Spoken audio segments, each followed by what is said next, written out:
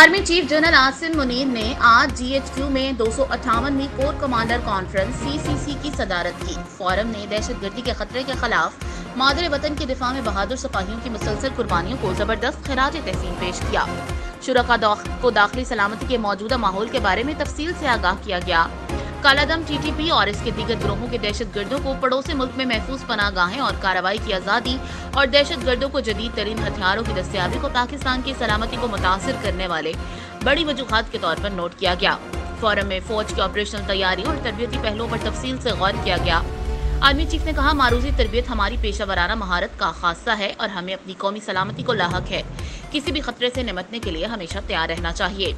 Forum को हुकूमत के इक्तिसादी बहाली के मंसूबे और खसूसी सरमायाकारी कौंसिल, सहूलत कौंसिल SIFC के दायरा कार में ज़राअत, IT, कानपुनी और मादनियात और दफाई पैदावार के शोबों में फौज के किरदार के बारे में आगाह किया गया।